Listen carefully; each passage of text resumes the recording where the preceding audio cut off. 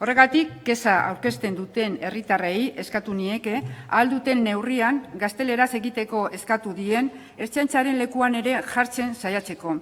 Que hicieran el esfuerzo para tratar de entender el porqué de ciertas situaciones. Es difícil en el día a día que todos los servicios de la Ertzaintza lleguen hoy a atender a todos y cada uno de los ciudadanos y ciudadanas en euskera.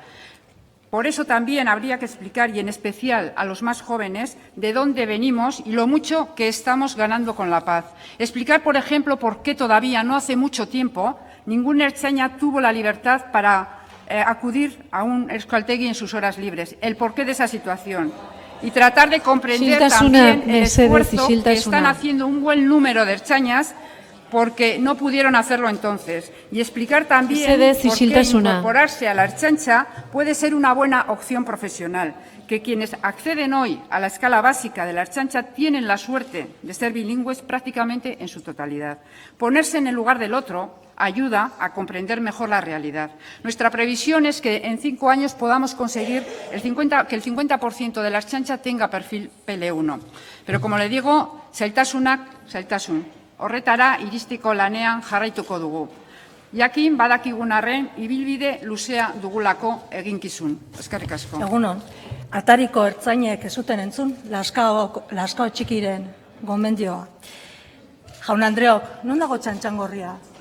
Jaurlaritzan, ez legebiltzarrean, ez Bastarrikaren irteerarekin txantxangorriak ere ihes egin du Jaurlaritzatik? Edo penaz hil zaigu gure txoritxo maitagarria. Izugarrizko pisu simbolikoa duen etxe honetako sarrera bertatik herritarron eskubideak urratuak dira. Ertzaintzak kudeatzen duen etxe honetako sarrera arrotza da euskaldunontzat. Euskaldunok ez gara ongi etorriak. Ez hitz horiekin, baina horrela adierazten zaigu Beltrán de Heredia Andrea. Hala izan zen, etxe hau ezagutzera hurbildu ziren Lekeitioko institutoko irakasle eta ez da lehen aldia galdetzen dugula sarrerako harrera gune horrengatik. 2013an zerorri galdetu genizun, gai horren inguruan, eta esan zenigun, lasai, ez kezkatu, lehentasuna da, eta badugu erremedioa, euskararen erabilera plana. 2017an gaude, eta plan hau ez da bete. Erremedioak, gainerako herritarrak bezala gure hizkuntzan hitz egiteko eskubidea eta askatasuna bermatzea nahi dugu. Besterik ez. Eta administrazioaren betebeharra da bere langileen eta herritarren eskubideak bermatzea eta zerbitzua euskaraz eskaintzea. Eta Ertzaintzak ere egin behar du, administrazioko parte delako, eta punto. Mire, se lo voy a decir en castellano, ya que sus actuaciones y los de la Ertzaintza que dirige, evidencian que atienden y respetan mejor a quienes se dirigen a ustedes en castellano.